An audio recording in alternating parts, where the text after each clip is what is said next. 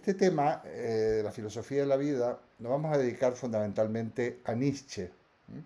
No le he querido titular Nietzsche como tal, porque para no confundir, no pensar que voy a explicar a este autor, simplemente que voy a insistir en esta cuestión de que yo he titulado Filosofía de la Vida.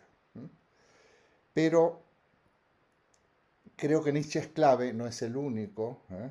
Porque estamos hablando de los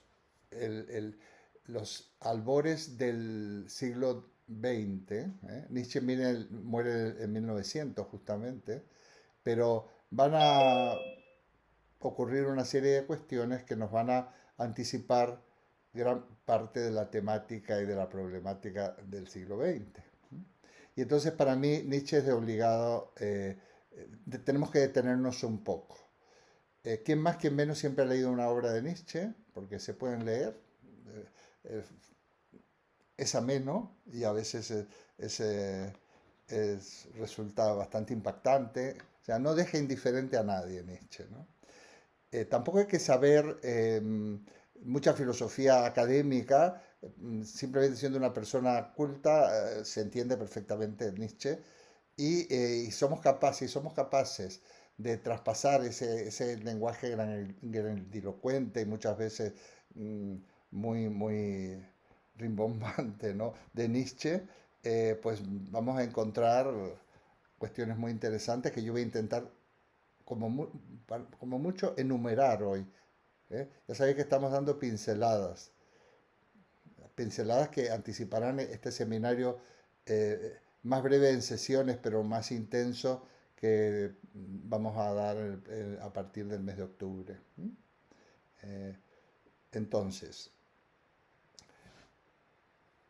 Nietzsche lo podemos considerar que fue un adelantado en la crítica de la civilización occidental y que plantea cuestiones que son cruciales para entender nuestra época y la historia de Occidente. El propio Nietzsche decía de sí mismo que él no era un filósofo del pasado, sino que era un filósofo del futuro. Y es interesante porque a veces los críticos, cuando hablamos de autores, los catalogamos. Él mismo se ha definido como filósofo del futuro.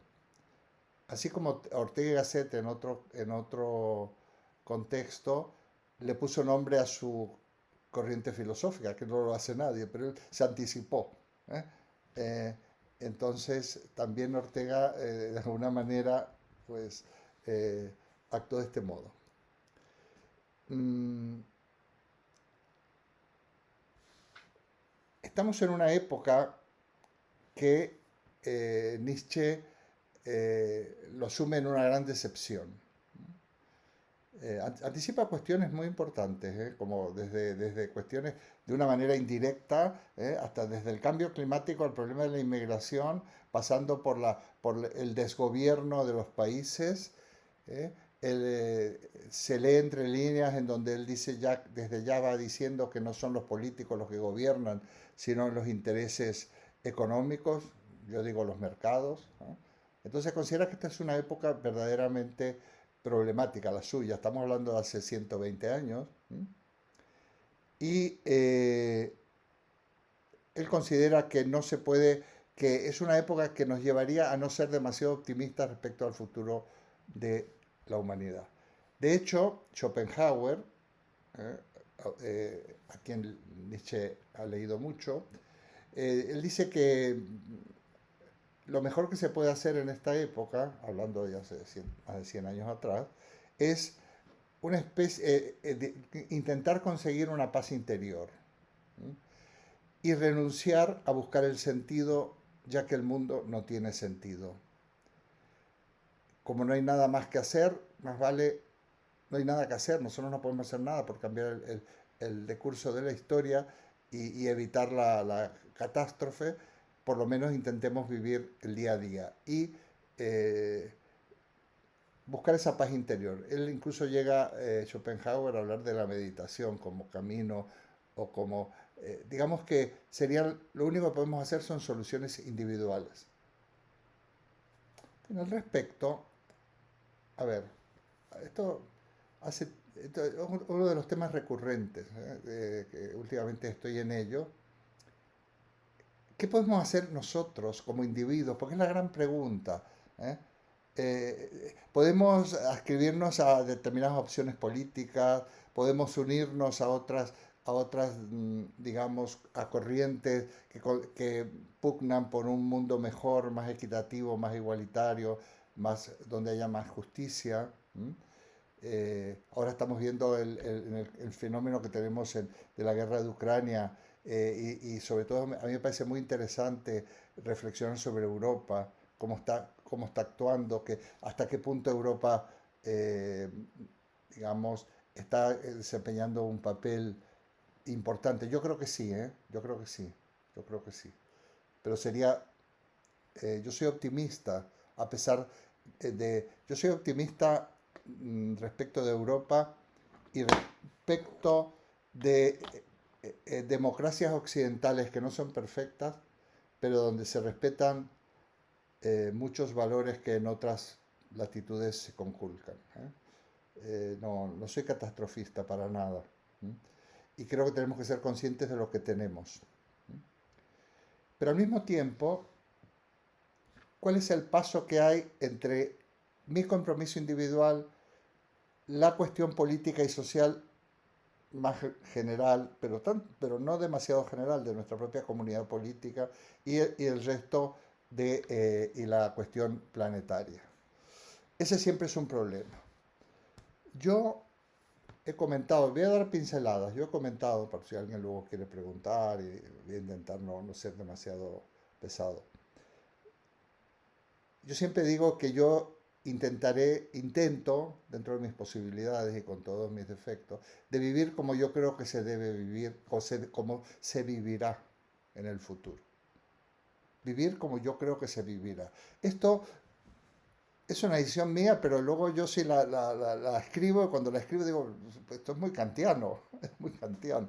Yo reconozco que he tenido una influencia no tan directa, porque yo no soy un kantiano en el sentido de que soy un discípulo de Kant, no, para mí me parece un filósofo fundamental, pero realmente yo creo que soy discípulo de mí mismo.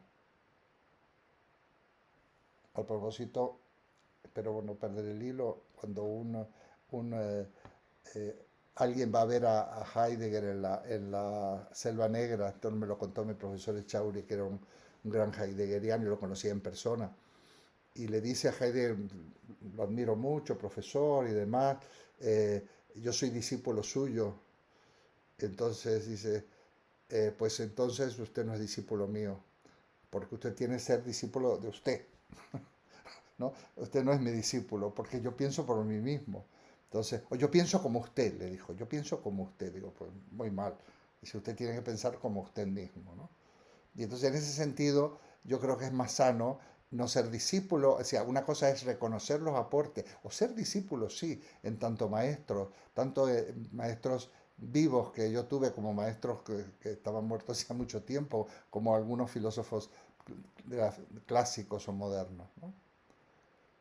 Pero, entonces, volviendo a lo que decía al hilo, yo creo que una manera, una salida, es intentar vivir como creemos que se va a vivir, según el tipo de familia porque claro, nosotros si hacemos un poco de prospectiva, más o menos podemos vislumbrar, sobre todo desde el punto de vista, en una mirada filosófica. No es la única, hay una mirada sociológica, hay una mirada política, hay una mirada filosófica, podemos vislumbrar por dónde van los tiros.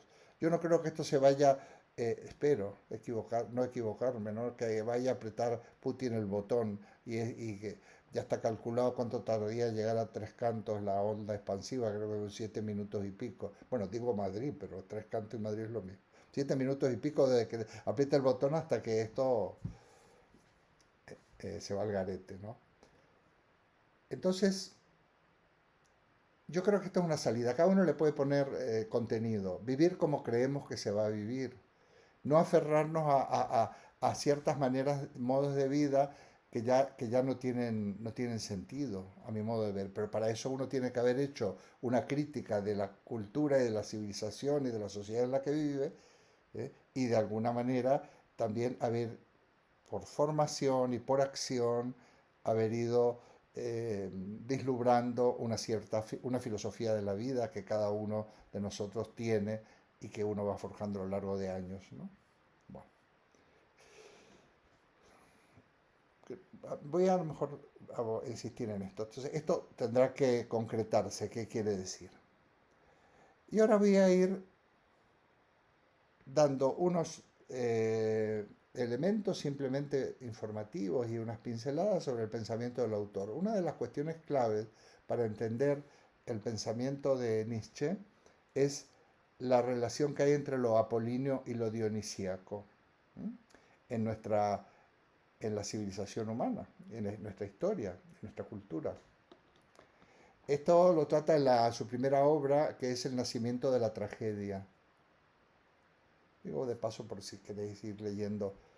Ya sabéis que Nietzsche era filólogo y fue hasta profesor de griego y cultura clásica, y entonces eh, es muy interesante esta obra. Ya sabéis que la cuestión de lo polidionisíaco no es Nietzsche el único que lo trata. Bueno, Nietzsche es uno de los que lo ponen en el candelero. Luego ha habido otros autores del siglo XX que lo han utilizado para hacer sus análisis. Por ejemplo, Mircea Eliade, cuando habla de la cultura griega. Hay otros autores como Bernard Jäger en La Paideia y otras obras que tiene, en donde hace este análisis, cómo la cultura clásica se explica desde este punto de vista como una contraposición entre dos elementos opuestos, dos elementos contrapuestos que son lo apolíneo y lo dionisíaco. Ya sabéis que en la cultura griega, en la cultura clásica, eh, casi todo se explica por una contraposición entre contrarios. Y hemos hecho alusión a esto cuando hablábamos de la dialéctica. Entonces, esta pugna continua entre lo apolíneo y lo dionisíaco es quizás uno de los ejes a partir de los cuales se puede interpretar nuestra cultura. Eso está muy presente, por ejemplo, en el psicoanálisis. Freud es uno de estos pensadores de la época también. Algunos lo incluyen dentro de un rubro como los maestros de la sospecha, junto a otros. Y Freud es uno de ellos. He querido, yo en algún libro hago alusión a Freud, pero me ha parecido siempre, habría muchísimo que decir, entonces esta vez, hoy he preferido dedicarme a Nietzsche. Entonces, a ver, el ideal apolíneo es el ideal de la perfección. Por ejemplo, eh, el Partenón. ¿Mm? El Partenón es un ejemplo de escultura, de arquitectura apolínea, equilibrio, una serie de, no voy a, una serie de elementos desde el punto de vista del arte, ¿no? Mm, la búsqueda de la perfección, incluso las estatuas griegas, ¿no? Una Venus de Milo, en fin, todo lo que fue el arte griego, sobre todo la arquitectura y la escultura, ¿m? Es la realización de la perfección. ¿M? La perfección que no deja de ser ideal. Esto, por ejemplo, si pensamos en Platón, que las ideas son precisamente eh, la- son la esencia de las cosas, pero son una esencia perfecta. No hay nunca nada que se realice exactamente igual que el ideal. Muchas veces hablan de la escultura clásica y dicen escultura realista. El realista no tiene nada, absolutamente nada. Más realista puede ser Botero o Renoir ¿eh? Que los clásicos, porque es un ideal de belleza, un ideal de equilibrio, un ideal de proporciones, que lo podemos llevar a todos los campos, también por supuesto al de la filosofía, al de la ética, ¿eh? La virtud como equilibrio entre los extremos, como justo medio, a las matemáticas, a la lógica. Entonces, esto está por un lado el ideal de perfección y por otro lado está el espíritu dionisíaco que está permanentemente en pugna. Pero los griegos sabían muy bien que para poder realizarse en el ideal de Apolo había que rendir tributo a Dioniso. Por ejemplo, en ese contexto tienen sentido los ideales orgiásticos, los festivales, perdón, los festivales orgiásticos, que rompían ese equilibrio y rendían culto a la dispersión o al desorden en cierto modo. En el teatro clásico también ahí siempre aparecen estos elementos, ¿no? Bueno, lo estoy mencionando, ¿eh? Para Nietzsche, porque, ¿por qué lo trata Nietzsche? No voy a explicarlo al Polinomio de Dionisio, que ya, yo he intervenido ya más de una vez en ese sentido.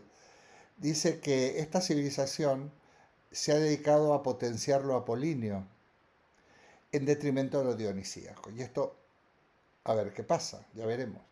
Y para colmo, pasado por el filtro de la religión.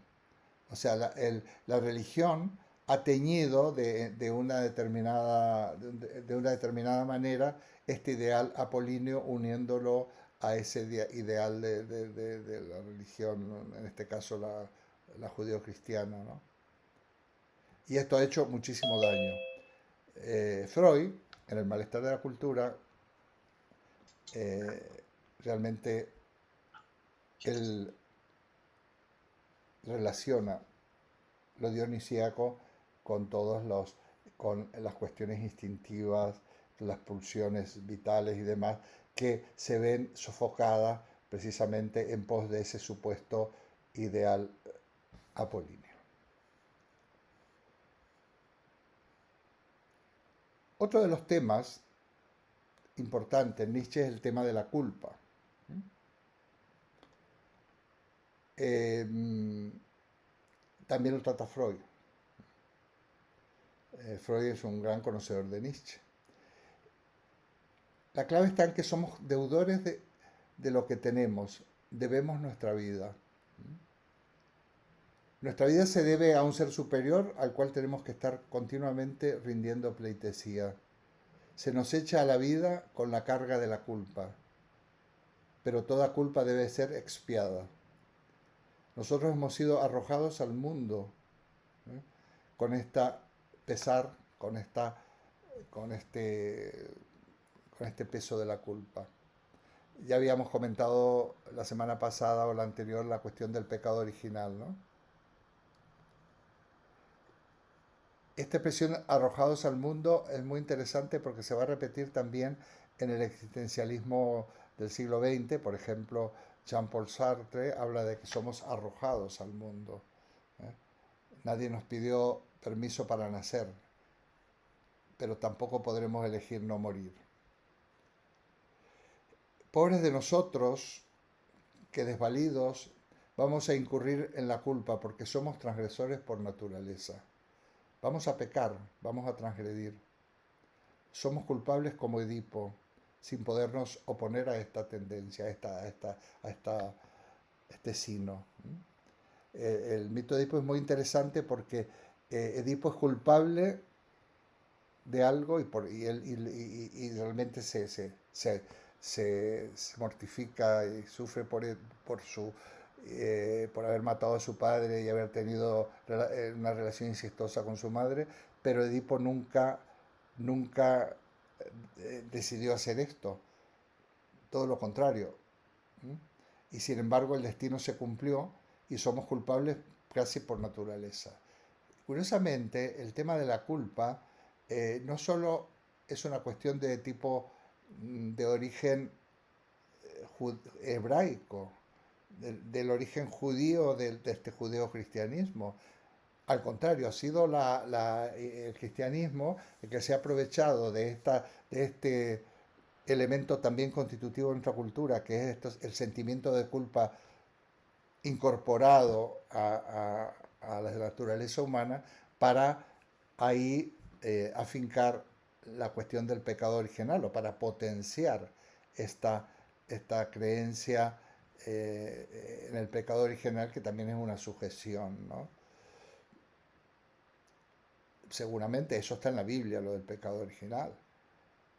Pero estamos hablando de pueblos antiguos que estaría presente también en los judíos, en los hebreos, esta cuestión de la culpa, pero también está presente en la cultura clásica, puesto que hay muchas tragedias en las tragedias, en el teatro clásico, surge permanentemente, ¿no? Ese determinismo de la vida de los seres humanos, que en realidad no depende de ellos, sino que depende de las moiras, las diosas del destino, que tejen y destejen nuestra vida, y realmente no somos libres de decidir, aunque pretendamos rebelarnos y serlo. En el caso de Edipo, él no sabía, puesto que había sido abandonado eh, desde pequeño y había sido recogido por unos campesinos que lo habían creado y él pensaba que era su padre y su madre, ya conocéis el mito. Entonces, pues precisamente los abandona porque él conoce, se le revela este destino y curiosamente no eran sus padres. En alemán es muy interesante porque la palabra culpa tiene la misma raíz que deuda. ¿Eh? Culpa es Schuld. Por ejemplo, cuando un alemán te dice perdone, te dice Entschuldigung. Tú te atropellas en el metro, que dice Entschuldigung, perdone, disculpe. ¿No? Y la nuestra, disculpar, ojo, la disculpa, estamos en lo mismo. Nos disculpamos. ¿Eh? Y ahí está la palabra culpa. Bueno, en alemán la forma, perdone usted o disculpe, se forma con Schuld, que es culpa, pero que quiere decir deuda. O sea, es que estamos en deuda. ¿Con quién estamos en deuda? Pues estamos en deuda con este ser superior, este creador que nos ha dado todo y que siempre estamos culpables, siempre tenemos que estar pagando esa situación. Es como si el mismo estar en la vida, tenemos que pagarlo por nuestra vida durante todo el transcurso de la misma.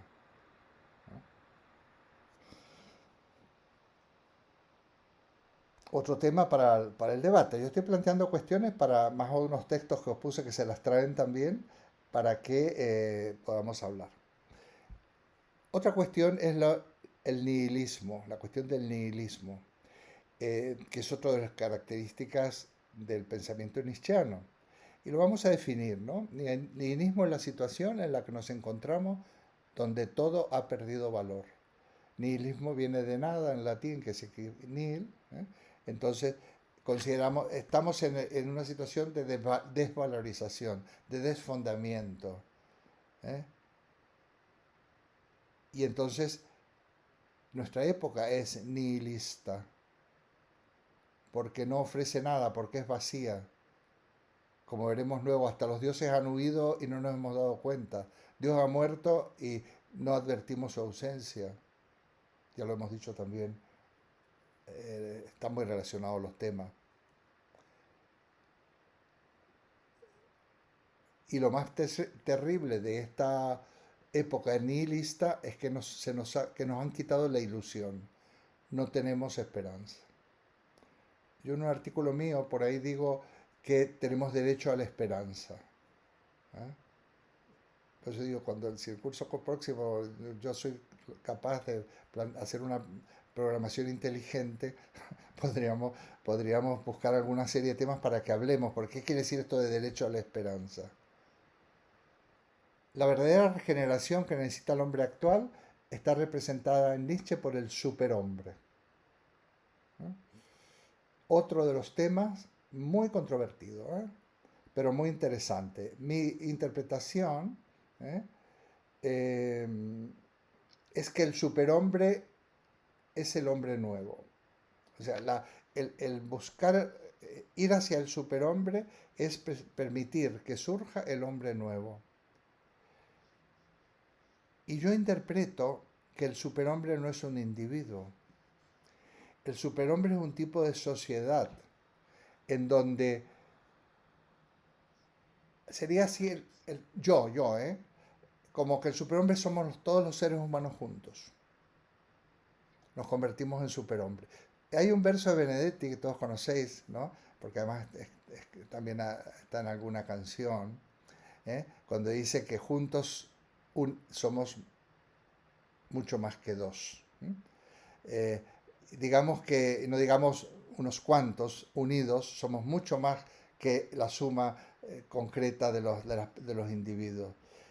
el día que la sociedad o las pequeñas sociedades, porque no es la sociedad o el mundo o la humanidad, son las pequeñas sociedades, vayan realmente actuando unidos en pos de ese mundo que se pierde, del- porque como tenemos derecho a la esperanza, tenemos que insistir en mejorar este mundo vacío, ¿no? Entonces, eso es, para mí es el superhombre. Ha habido muchas interpretaciones, incluso algunas relacionadas hasta con el nazismo y demás, que creo que son injustas. Pero bueno, otro de los temas es la muerte de Dios. La metáfora de la muerte de Dios es otro de los temas claves. Estamos acordados en la medianoche de la noche del mundo porque Dios ha muerto. Heidegger dice que los dioses han huido y ni siquiera nos hemos dado cuenta de su ausencia. Permitidme que voy a hacer una lectura reducida de los textos que os he mandado, porque creo que merece la pena que escucharlo y que lo leamos y lo escuchemos. La primera vez que fui a juntarme a los hombres, esto es de Nietzsche, pero lo he ido entresacando. Cometí la estupidez propia de los que han vivido en soledad, la gran estupidez de hablar en una plaza pública. Sin embargo, ¿qué me importan la plaza y la plebe y el bullicio de la plebe y las orejas largas de la plebe? Hombres superiores, aprended de mí esta lección. En la plaza nadie cree en hombres superiores. Pero este Dios ha muerto, hombres superiores. Este Dios fue vuestro mayor peligro. Al bajar Él a la tumba, vosotros habéis resucitado. Dios ha muerto, viva el superhombre. Para comentar, luego. Y me permitís que lea otro extracto del segundo texto. Porque en vez de explicar, de desarrollar la cuestión de la muerte de Dios, nos centramos en estos textos. ¿No habéis oído hablar de aquel hombre loco que en pleno día encendió una linterna, fue corriendo a la plaza y gritó sin cesar, ando buscando a Dios, ando buscando a Dios? Como en aquellos momentos había en la plaza muchos de los que no creían en Dios, provocó gran regocijo. Bueno, es la traducción, un gran cachondeo, ¿no? Y gritaron todos, riendo a carcajadas. Se empezaron a burlar. El hombre loco se precipitó entre ellos y los fulminó con la mirada, después de muchas preguntas que le habían hecho, ¿no? ¿Preguntáis qué ha sido de Dios? Gritó. Os lo voy a decir. Lo hemos matado vosotros y yo. Todos nosotros somos sus asesinos. ¿No oímos aún nada del ruido de los sepultureros que entierran a Dios? Dios ha muerto. ¿Cómo podemos consolarlos los asesinos de los asesinos? Sin embargo lo agrego yo, la grandeza de este acto no es demasiado grande para vosotros, para nosotros. ¿No hemos de convertirnos en dioses para parecer dignos de Él? Jamás ha habido acto más grande y toda la posteridad por obra de este acto pertenece a una historia más grande que a toda historia hasta ahora habida. Dios ha muerto, pero hemos matado a Dios, pero eso es un acto enorme que cambiará la historia. Esto ya lo digo yo. Dios ha muerto porque lo hemos matado. Bueno, eh, bueno, esto es lo que voy a comentar en este aspecto. ¿eh? Dios ha muerto y como ha muerto Dios, es la gran oportunidad que emerge el superhombre. Pero me da que pensar mucho el que nosotros lo hemos matado. Y no estamos hablando de Jesús, ¿no? No estamos hablando de la muerte de Dios, una cosa... eh, eh, pero ese es un acto, en vez de que, aparte de ser un asesino, hay un cierto asesinato, de alguna manera nos libera. Vamos a ver qué puede significar. En otra obra, que se llama Verdad y Mentira en sentido extramoral, determina precisamente lo que es verdad y mentira para desechar lo que nos está haciendo daño y empezar a poner los medios para abrirnos a otros derroteros. Es una reflexión lo de verdad y mentira en sentido extramoral, que tiene que ver con la moral, tiene que ver también con la cuestión de la verdad, ¿no? Aquí Nietzsche yo lo considero que es uno de los precursores del perspectivismo, porque es el primero que lo plantea. Porque esa dicotomía entre verdad y mentira, lo que es verdad y mentira, se da siempre en un contexto. Sería muy interesante poder analizar lo que los pueblos, las sociedades, las culturas consideran verdad y mentira. ¿Cuál es la verdad en el tema del aborto? Que en Estados Unidos, después de 50 años de vigencia y de posibilidades del aborto legal, probablemente vayan a derogar en nombre de la verdad y demás. No me pronuncio, vayan a derogar la legalización del aborto. ¿Eh?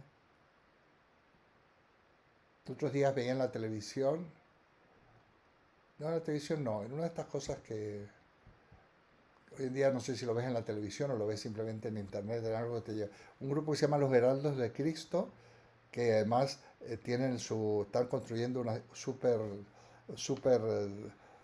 santuario y demás aquí en Sevilla la Nueva. Pues os recomiendo, andan vestidos con unas túnicas medievales, con una cruz así, las mujeres. Me hace acordar a la serie el cuento de la criada, si alguien la ha visto. Nietzsche es uno de los primeros que plantea esta cuestión del perspectivismo. Más que verdades hay perspectivas, hay relatos. Yo esto lo menciono por ahí también en algún escrito mío. Estamos hablando de relatos. Hay varios relatos que están coexistiendo. Ninguno de los relatos puede tener la pretensión de que expresa y sustenta la verdad absoluta, pero es importante saber en qué relato nos encontramos. ¿Sí?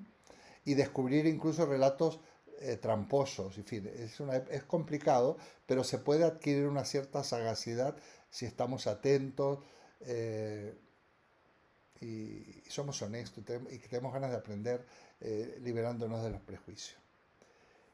Eh, Precisamente nuestro filósofo Ortega y Gasset decía que la verdad estaría en la suma de las perspectivas. Esos relatos son perspectivas, ¿no? Entonces yo hacía un dibujo en la pizarra y ponía que, bueno, nosotros podemos ver tal la situación desde esta perspectiva, por ejemplo, de la perspectiva de vivir en España, ahora que tenemos a María Inés, bueno, está Cristina debajo, que no la veía, no sé si se acaba de incorporar porque hice algunas alusiones a Argentina.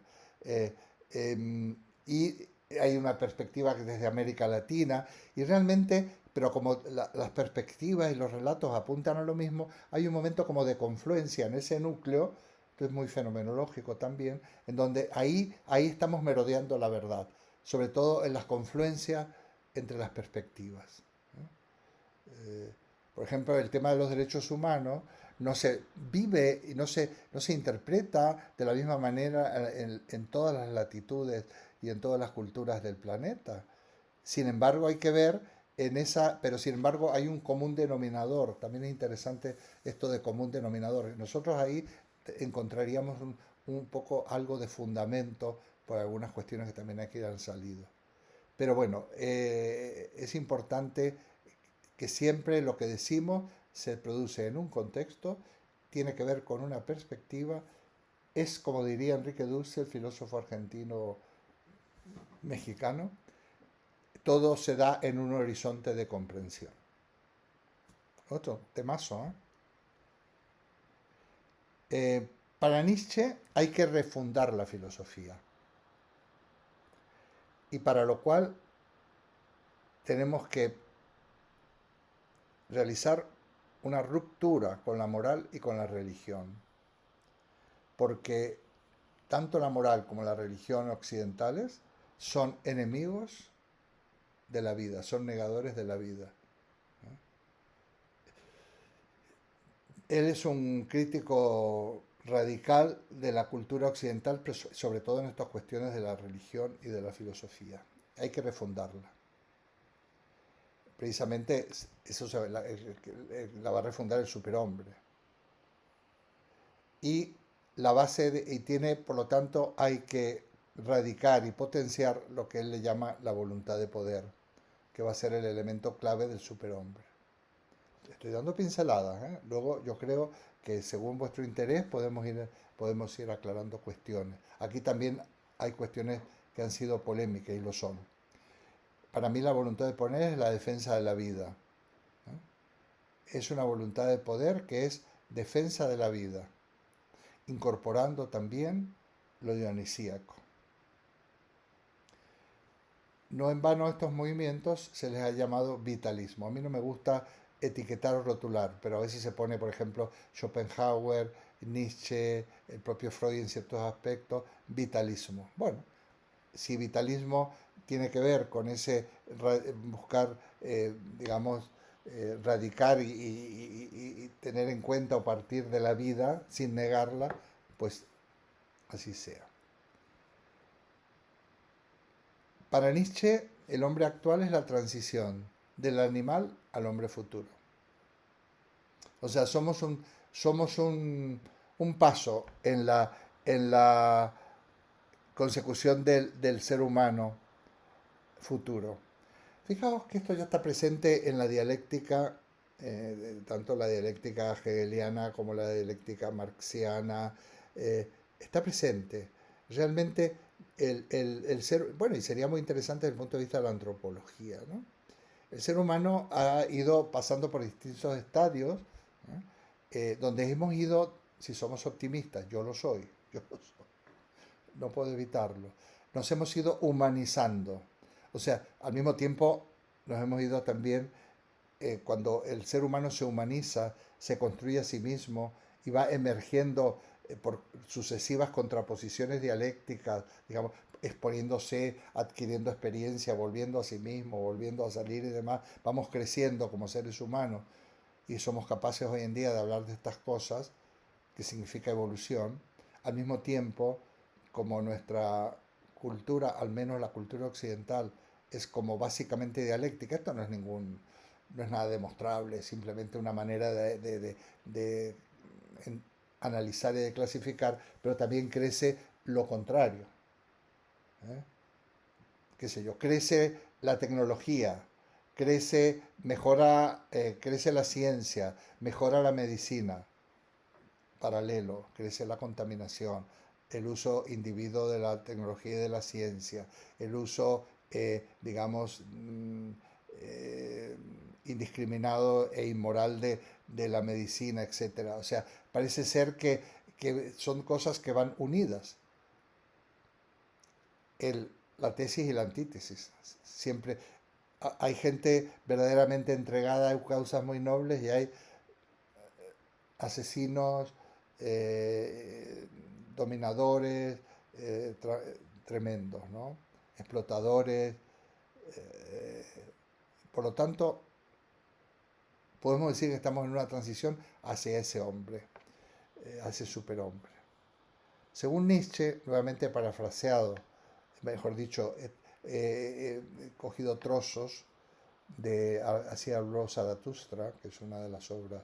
Bueno, las primeras lecturas también fueron de Así habló Zaratustra. Dice, se han producido tres transformaciones del espíritu. De estas transformaciones también habla Hegel, de otra manera. Primero, el espíritu se convirtió en camello, el camello en león y el león por fin en niño. Esto es muy conocido, pero es muy interesante. Todas estas cosas, las más pesadas de todas, las carga el espíritu, dice, semejante, o sea, el espíritu del camello carga, un poco un animal de la culpa, la culpa por la existencia, que corre el desierto y además transita el desierto con esa carga. Ese hombre que vive en la aridez, en el desierto y con una carga tremenda. Se produce una segunda transformación. Tú me haces acordar a López Obrador de México, que ahora están en la cuarta transformación desde el punto de vista de la política. Dice, en el león. El león se transforma, aquí se transforma el espíritu. El león quiere conquistar su libertad, como se conquista una presa, y ser señor en su propio desierto. Aquí emerge esa voluntad de poder, pero en la dominación y en la conquista. Sin embargo, el león no puede hacer lo que podrá hacer el niño, que es la tercera etapa. Y el león tendrá que convertirse en niño. La inocencia del niño es el niño y es el olvido. Es un nuevo comienzo. Estoy parafraseando a Nietzsche, por eso la traducción estoy leyendo. El niño juega. El niño es una rueda que se mueve a sí mismo. Dice, esta es la traducción, un santo decir sí. O sea, que ese ser dominador que es el león, que supera el ser una especie de animal o de estar apesumbrado por la carga y vagando en el desierto, se convierte en león, pero luego ese león está de alguna manera sujeto a sus propios atavismos y a su propia voluntad de poder, hasta que por fin el niño se libera. Bueno, esa es la imagen que da Nietzsche, y que invito a leer también. Otro de los temas que trata Nietzsche es precisamente que la razón ha intentado reemplazar el mito. Él es un filólogo, un gran conocedor de los mitos griegos. Yo he hablado ya también del mito, que el mito no es algo malo, no es algo que haya que erradicar o reemplazar por la racionalidad, sino que deben subsistir, ¿eh? Porque de alguna manera son dos tipos de relatos que apuntan a lo mismo y que ambos tienen, iba a decir una redundancia, tienen sentido en esa búsqueda de sentido permanente en la que nos encontramos, ¿no? Y entonces, y en esa reemplazar el mito, esto ha causado estragos.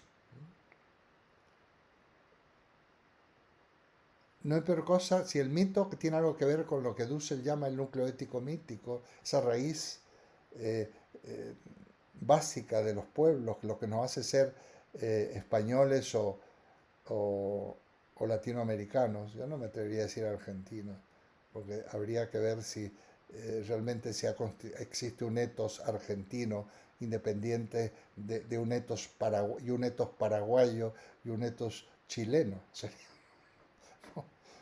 Este es otro tema, el tema del etos. Tiene que ver también en España, es muy interesante el tema. Si se pudiera analizar con, con distancia si hay un etos español o hay un etos gallego, catalano o castellano manchego, qué sé, ¿no? Habría que ver. Muy bien.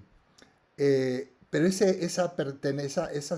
raíz, esa pertenencia a ese núcleo ético-mítico, esa relación con las raíces, y se pierde, deja al hombre todavía bastante más perdido. Este es el tema de algunas películas de Almodóvar de la primera época. Aquel, por ejemplo, en, el- en la película esta que he hecho yo para merecer esto, ambientada en un piso del barrio de la Concepción, el edificio más grande de Madrid, más largo, más enorme, pero yo creo que de España, no en altura, sino en todo, en donde ese desclasado que ha venido del campo, ¿m? Y la ciudad ha perdido todas las raíces y genera una cultura mm, muy copiada, digamos, poco auténtica en el sentido de que reniega de sus propias raíces y demás. Es interesante esto, alguna vez yo también he hablado de esto, ¿no? Y ahí esto sería muy interesante también el tema de las migraciones. No ha venido hoy Julio, pero sí está, bueno, está Edwin, pero Edwin está y no está, porque me dijo, Edwin le coincide con una cuestión de trabajo y está atento, pero en este momento pues no está del otro lado de este anagrama que hay ahí. Y yo he hablado mucho con él sobre el tema de qué sientes, ¿no? ¿Qué se siente? Bueno, yo también podría contar lo mío, no se trata de eso. ¿Eh? ¿Qué significa cuando se cortan raíces o no? ¿Qué significa el desarraigo? ¿Es bueno o es malo? Todo este tipo de cosas. Muy bien. Nuevamente, en otra obra suya, donde habla precisamente que habla de la búsqueda de la perfección, que es apolínea, pero esto es nefasto para Nietzsche, ¿no? Más allá en esta obra que se llama más allá del bien y del mal, ¿no? El superhombre debe estar más allá del bien y del mal, porque esa búsqueda de la perfección, dice él, es negar el instinto y la fuerza vital, es lo contrario de la moral de señores que debemos sustentar en nosotros.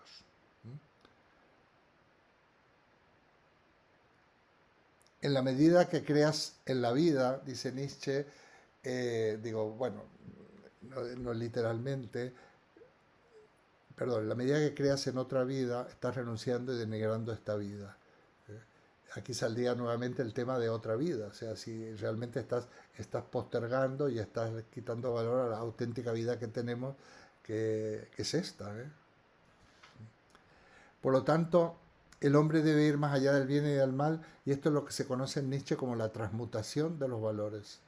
Muchas de las cuestiones que hemos considerado valores hasta ahora no son, hay que hacer como darles la vuelta.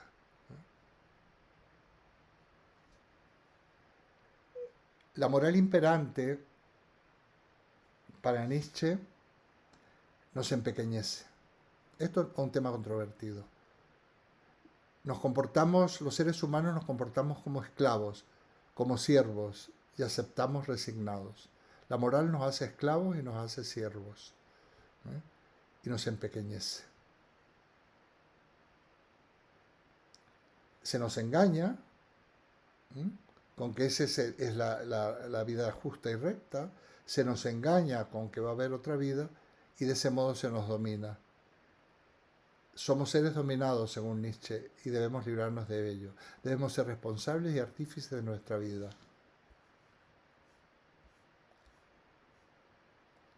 Él va a...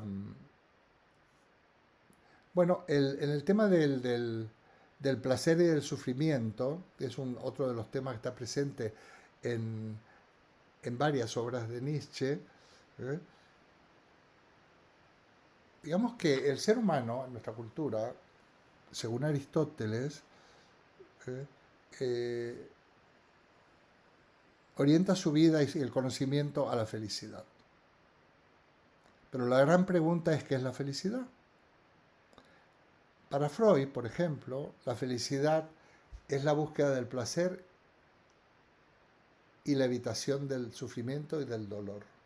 O sea que la felicidad estaría ligada al placer y en la evitación del dolor. Muchas veces nos conformamos con evitar el dolor, aunque nuestra vida sea relativamente neutra.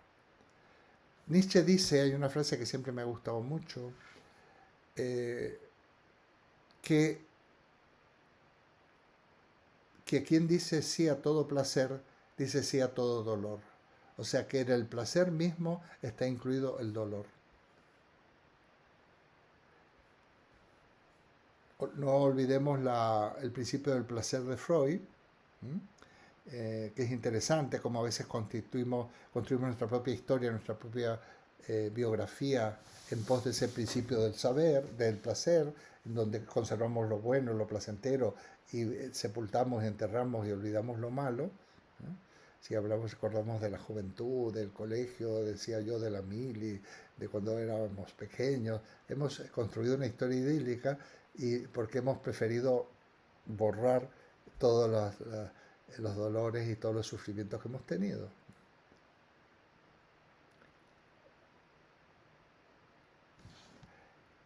Para Freud, lo menciono brevemente, precisamente el ser humano, ese hombre que de alguna manera está en pos de lo apolíneo, según Nietzsche, y ese hombre que sigue la moral imperante, justamente para evitar el sufrimiento rebaja sus pretensiones de felicidad. O sea, se paga el tributo, nuevamente aparece la cuestión del tributo. El tributo para no sufrir demasiado, o sea, para ser un poco felices, es precisamente no arriesgarnos, no ponernos en situación de sufrir, ¿no? Hay gente, y eso lo conocen los psicólogos cuando trabajan estos temas, que son incapaces de tener una relación, prefieren la soledad porque tienen miedo a tener un fracaso. O sea, yo creo que una cosa peor que decir, bueno, no voy a intentar algo porque como no quiero desilusionarme, no quiero fracasar. ¿Levantó la mano Oliva? ¿Puede ser o no? No, me pareció, ¿no? Disculpa, estaba despidiendo a Gabriel, nada más. Ya, ya. Eh, en realidad, evitar el sufrimiento va a relegar en segundo plano lograr el placer. Yo considero que esta evitación para Nietzsche del dolor tiene que ver con el sentimiento de culpa y de deuda presente en la naturaleza humana. Da la impresión que somos merecedores de un castigo como tributo del placer. Y por eso es preferible, si nosotros nos castigamos, nos limitamos, nos reprimimos, vamos a lograr un tipo de vida relativamente tranquila. No vamos a tener grandes alegrías, pero ni tampoco vamos a tener grandes dolores, ¿no? Construimos nuestra propia zona de confort y ahí, eso es el negador de la vida muchas veces. ¿Cuántas cosas no hemos hecho precisamente por temor a salir de la caverna? Hablando del mito del relato de Platón. Bueno, pues esto son las pinceladas que yo quería dar. ¿Eh? Eh, eh, no quiero avanzar más por aquí porque quiero abrir el diálogo, el debate. ¿Qué hora es? Sí, a partir de ahora. ¿Eh? Todos los años concluyo en que desde luego este no es mi filósofo. No es mi filósofo preferido. Mira, yo encuentro modestamente, creo que la arrogancia es muy tentadora para los filósofos y lo entiendo. Pero en el caso de Nietzsche es tan extraordinaria que realmente es difícil en algún momento darle, sé que tiene unas ideas geniales, tiene un pensamiento extraordinariamente original también, pero tiene un pensamiento tan extraordinariamente radical y sin dejar resquicio al pensamiento, como si no hubiera espacio para el pensamiento del otro en algún momento. Es como si militara desesperadamente, estoy viendo algunas de sus frases, es como si militara desesperadamente en todas las ideas que sostiene, en todas y cada una de las ideas que sostiene, y parece a veces desesperado por convencer a los demás de que las únicas ideas que son valiosas son las suyas. Esa es la sensación que me transmite. Ya te digo que todos los años trato de poner entre paréntesis el pensamiento de Nietzsche, pero termino pensando lo mismo. Mira, yo ex homo, la descripción que hace de sí mismo en el libro Ex Homo me parece absolutamente delirante. Absolutamente delirante. Es verdad que él termina colapsando y que termina teniendo un síndrome psicopatológico importante. Pero ese psicopatológico donde el delirio es un elemento, yo creo, importante en el conjunto sindrómico que padece, se viene anunciando, yo creo, a veces en su pensamiento, por lo menos en su libro. Y desde luego creo que tú tienes una interpretación muy bondadosa de su concepto de superhombre. Cuando lo leo en él, no lo veo como lo ves tú y me gustaría, porque realmente ha sido un concepto que ha transminado a muchísima gente, a muchísimos pensadores y sobre todo en una época. Y bueno, que siento no haber cambiado de opinión, profe. Bueno, muchas gracias. Bueno, te voy a responder porque creo que sí es verdad, me acuerdo, lo tengo patente, no es la primera vez que lo dices. Yo estoy de acuerdo contigo, ¿eh? A ver, yo estoy de acuerdo contigo. A ver, cuando dice que él no es un filósofo, que es un filósofo del futuro, prácticamente nos está diciendo que es el filósofo del futuro, que todo lo demás hay que borrarlo. No, es tremendo. Pero yo creo que hay que pasar un poco por la catarsis de leer a Nietzsche. Es como una especie de pasar por un proceso de purificación prácticamente, de que nos espanta Nietzsche, nos interesa, les gusta mucho a los adolescentes, por ejemplo, porque es muy irreverente y es brutal.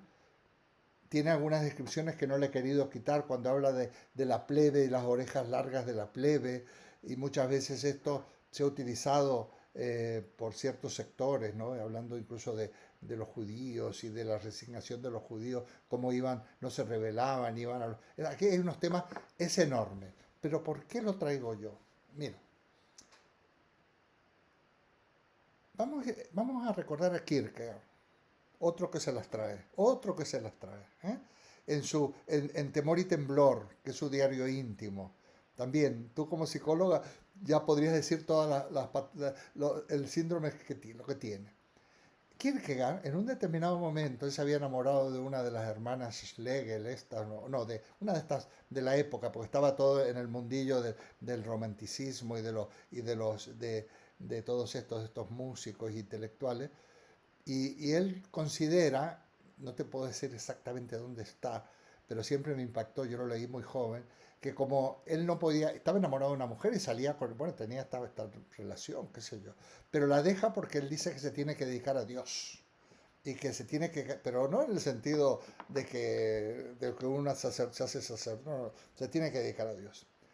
Bueno, por otro lado, cuando esta chica se casa con otro, él va a espiarla desde, está viendo que me imagino la iglesia o el atrio, qué sé yo, y él está en un bosque que la está espiando y está sufriendo, está padeciendo de una manera masoquista cómo se está casando con otro. Bueno, ese tipo de cosas, y ese es Kierkegaard.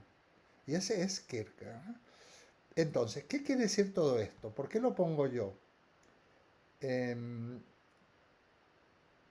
incluso, hombre, si vamos a Freud, a mí me gusta Freud, pero bueno, a ver, habría cosas muy parecidas ahí, ¿eh? Es una época muy tumultuosa. Pero ¿qué está pasando? Es como un grito de rebelión del ser humano porque se ha olvidado su condición concreta de seres humanos. El ser humano se ha convertido en un sujeto de conocimiento, en un sujeto que elabora ciencia, en un explotador dentro de la revolución industrial o en un explotado. Y entonces es como yo le llamo siempre, es un grito en pos del existente humano concreto. Jean-Paul Sartre, que conoce, que ha leído a todos estos, ya Jean-Paul Sartre cambia mucho en esta línea, pero plantea de una manera descarnada. O sea, estos son filósofos descarnados, yo creo. Son como, a ver, cuando muchas veces se dice artistas de la época, músicos, pintores, todo un movimiento cultural que de alguna manera, si nosotros estudiamos las vidas, por ejemplo, desde el Salvador Dalí, pasando por Diego Rivera, por Frida Kahlo, por Eluard, por unas vidas que van unidas a aquello que luego se divulgó como existencialismo a raíz de aquellas canciones de Jules Greco en esa época de Francia, bueno, de la posguerra. Y por esto hay que pasar por ese filtro. No estamos en esa época. No estamos en esa época. Yo no estoy en la época del derrumbe de las filosofías del fin de la historia en el fondo y del derrumbe del mundo y de la cultura y de la humanidad. Muy interesante es en este sentido Schopenhauer, cuando también tremendo, pero dice, bueno, lo que verdaderamente tiene sentido es el dolor, porque es lo único que nos hace sentir vivos, porque al placer y al bienestar, como tú sabes, a una situación de homeostasis, estamos acostumbrados. Nosotros estamos acostumbrados a estar bien. De repente cuando tenemos algo que nos rompe ese equilibrio, esa situación, es cuando nos podemos sentir más vivos e incluso podemos, si uno tiene un cierto optimismo o es optimista, empezar a agradecer cuando decimos, bueno, piensa en todo lo que tienes, ¿no? Que hasta ahora tú no te habías dado cuenta. Bueno, esta vida que también va unida al dolor y al sufrimiento. Yo ya dije, y no voy a avanzar más si doy oportunidad a otro, que cuando hablábamos del marxismo, aquí hay dos gritos del ser humano concreto en el siglo XIX. El grito en pos de el auténtico, el verdadero ser humano, que es el trabajador, el proletario, el que produce, el que gracias a él comemos y nos vestimos y vivimos, etcétera, pero que por otra parte es tremendamente explotado y dejado de lado. ¿eh? Y por otro lado, el existente humano concreto, que es el ser humano de esta sociedad y esta cultura, por supuesto occidental, ¿eh? Por supuesto occidental. ¿Eh? Esto no tendría sentido en culturas orientales o africanas o cosas por... ¿eh? De ese ser humano concreto verdaderamente sumido en la tremenda crisis existencial, en la desesperación, en la náusea. Sartre tiene una obra que se llama La náusea. Bueno, esa es otra reivindicación. Ya sabéis que Jean-Paul Sartre, que además había tenido que ver con la resistencia, pertenecía al Partido Comunista Francés y fue expulsado, porque se lo define en esa expulsión como filósofo, ¿cómo es? Eh, por su filosofía burguesa decadente. Porque bueno, la filosofía burguesa decadente por un lado, del existente, que no es feliz, que deja a la novia por dedicarse a Dios y la va a espiar cuando se casa, etcétera. Bueno, ahí hay cosas muy duras. Pero también fue un tributo quizás que hubo que pagar en una época. Habría que ver en qué época estamos ahora. Habría que ver en qué... Eso dio todo un movimiento cultural y filosófico y demás. Estoy de acuerdo contigo, ¿eh? Estoy de acuerdo, María Oliva, contigo totalmente. Eh, a mí Nietzsche siempre me ha parecido, digamos que dice grandes verdades, verdades como puño, pero dichos de una manera tremendamente hiriente, autosuficiente. Bueno, el superhombre habría que analizar. ¿Eh? Yo hago una interpretación del superhombre porque soy ecléctico en filosofía, yo soy ecléctico. Pero ese superhombre, ya sabéis que ha sido explotado, se lo podría hacer una lectura completamente desde el punto de vista del nazismo, ¿eh? Como algunas otras expresiones de Heidegger, que por otra parte sí, Heidegger perteneció al partido nazi. Este hombre, Nietzsche no, porque se murió en 1900. Estoy de acuerdo, me parece... Disculpa, Nietzsche también era hijo de pastores, de un sí, pastor, ¿verdad? Igual que Kierkegaard, ¿verdad? Qué barbaridad. Terminan con unas torturas increíbles estas criaturas en esa época. sí, sí, sí. Igual que estos, igual que hasta el propio Kant, ¿eh? Y No de y pastores, sino en estas zonas de Europa el protestantismo era terrible, era de un rigorismo brutal.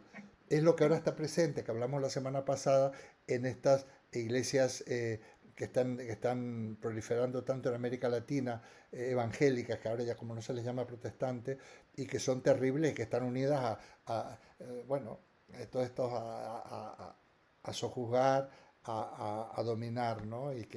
Y bueno, y esta secta que acabo de mencionar, que se llama los Heraldos de Cristo, esto sería dar mucho que hablar también, ¿no? Y bueno, y esto estamos en una época, por otra parte, que la gente quiere que aparezca un salvador, quiere que aparezca un superhombre, pero no ellos ser superhombres, seguir siendo siervos, seguir siendo esclavos, pero sirviendo a un poderoso que los va a salvar. Le hace le hace lo que está pasando, ¿no? Con el ascenso de los fascismos, con estas personalidades que no hemos conseguido, con estas situaciones que no hemos sabido evitar, que no hemos sabido cancelar para siempre. ¿Cómo es posible que ahora estemos ante esta situación bélica, después de una primera y una segunda guerra mundial, de una Unión Europea construida, entre otras cosas, para conseguir una paz perpetua, como diría Kant? Y sin embargo, en la propia Unión Europea tenemos a Erdogan y tenemos a este, no, como es Orbán, sí, Orbán. sí, Orbán, no, Erdogan, no, no, Erdogan todavía no está. es el turco. Y todo esto que está pasando en Polonia, porque luego Polonia se las trae, ¿no? Los otros días hizo una alusión muy interesante. Yo le voy a pedir autorización, pero la voy a compartir una persona que está, un chico, digo yo, más joven que yo, eh, en este seminario de América Latina, cuando habla de precisamente las migraciones de los refugiados. Y él dice, bueno, los refugiados rubios y de ojos azules, pero ¿qué pasa con los sirios? Porque en Siria, lo que está pasando en Ucrania, no estoy, por favor, no justifico nada, está pasando hace 10 años, ¿eh? Y además está el propio Putin, digamos, ayudando al Arafat, no, el Asaf el Arafat. ¿Eh? Y han destruido, bueno, lo que ha pasado en Mariupol, ha pasado en, ¿cómo se llama? ¿Cómo se llama esta ciudad siria? Bueno, Arepo. Bueno, aquí me quedo. Tienes mucha En razón. Alepo. ¿Quién quiere? ¿Quién quiere decir algo? Vale, yo mismo si queréis. Bueno, ya me extrañaría. Lo digo Yo- con toda simpatía. No siempre nos comenta algo Rafael, por eso. La verdad es que he apuntado unas cuantas cosillas, algunas a lo mejor más intrascendentes. Empezando por el principio, has mencionado la meditación como solución que proponía Schopenhauer, ¿vale? Y curiosamente yo sigo mucho porque me gusta mucho a Harari, más que filósofo, este hombre es pensador. Y este hombre lleva durante muchos años practicando meditación vipassana, es una meditación budista, que son cursos de 10 días. Yo he hecho un curso de esos de 10 días, ya os contaría en qué consiste. Y bueno, creo que puede ser una herramienta interesante. Y luego eso lo ligaría con, has hablado del placer y el dolor. Es un tema que en el budismo tiene mucha trascendencia porque habla un poco también de la impermanencia, nada es para siempre. Y comprender que tanto el placer como el dolor no duran, pues también ayuda y está muy relacionado con el tema de la meditación, ¿vale? Luego también has hablado del tema de las soluciones individuales, ¿vale?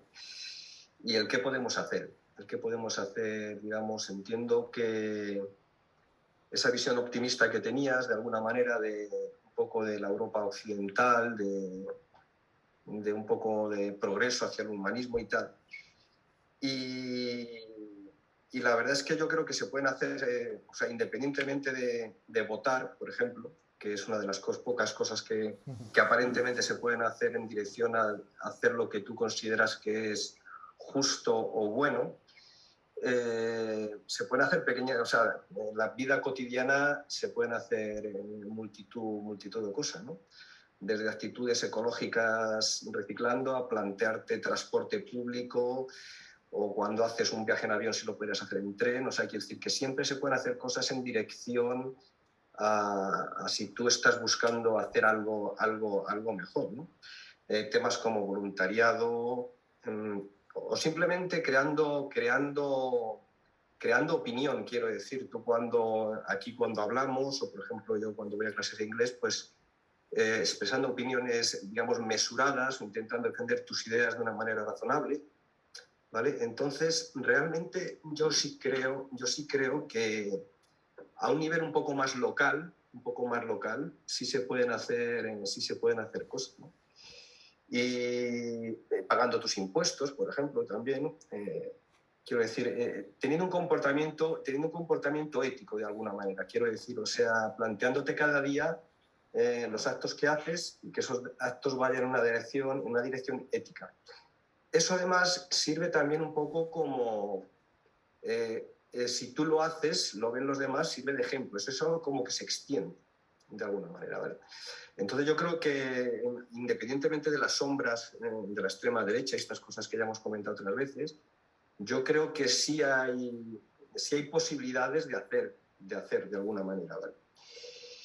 Y bueno, aparte de eso quería comentaros, has mencionado el tema del superhombre, y es que me ha venido a la mente dos cosas.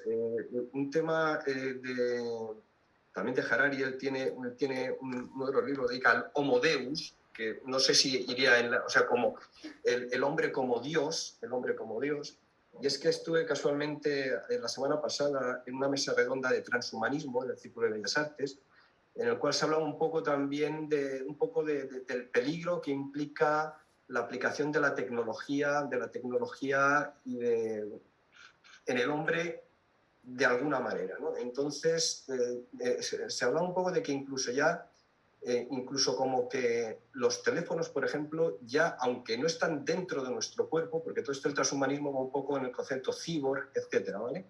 Aunque el teléfono no está dentro de nuestro cuerpo, lo estará dentro de relativamente poco. quiero decir, de alguna manera, ¿no? Entonces, todos estos planteamientos que tienen tantos peligros, reflexionar un poco acerca de ellos, pues la verdad es que es un tema importante. Y la dirección va un poco ahí. Y bueno, se estuvo hablando un poco de las normativas europeas, que son de las más avanzadas en el control de todas estas tecnologías en relación a las que se producen, por ejemplo, en Estados Unidos. Y bueno, la verdad es que es un tema un poco apasionante y es el futuro que nos espera. Igual no lo vemos porque aquí la mayoría somos ya bastante mayores, pero digamos que el tema de la tecnología tiene unas implicaciones de tipo ético, peligrosísimas. No tenemos más que ver al amigo Elon Musk con todas las compras, esta creación de Twitter y toda esta historia, la dominación de la tecnología por parte de unos pocos, Bezos, toda esta gente. Entonces, bueno, es un tema peligroso cuanto menos. Pues nada, eso es lo que quería contaros. Oye, esto al final Rafael ha salido también kantiano, como él solo, porque efectivamente confía en que la conducta del individuo se convierta efectivamente en una herramienta importante, ¿verdad?, para los demás. Una preciosa intervención. Y si me permite, Eduardo, quería comentar que la presencia de la filosofía y del pensamiento filosófico, la inspiración filosófica y la ética, se va a convertir en un tema absolutamente imprescindible e irrenunciable. No sé cómo lo vamos a hacer, pero desde luego tiene que ser un propósito bien determinado, porque lo que él acaba de comentar, precisamente esta filosofía transhumanista que se está desarrollando en paralelo a cómo se espera al hombre del futuro, precisamente, vamos a ver, esa filosofía parte de un principio y es que ya no hay ningún motivo para que no seamos eternos. Correcto. Eso es. Y por tanto, lo que hay que preparar es cómo nos van a recauchutar. Me explico lo que quiero decir. Es decir, ¿dónde está el repositorio de todos los elementos de nuestros subsistemas que hay que ir cambiando para terminar siendo eternos? Pues que no hay ninguna razón desde un cierto punto de vista para que no lo sean.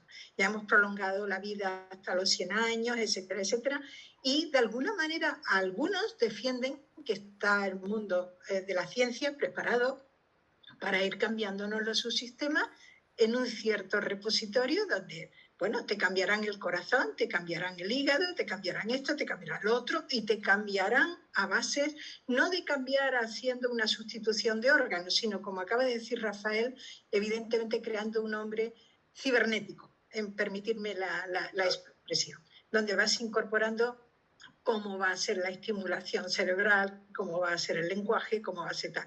Claro, como no tengamos una posición ética en todos estos cambios de futuro, yo lo del hombre del futuro, no sé, realmente desconfío mucho. Si ese es el superhombre, yo me borro, ¿eh?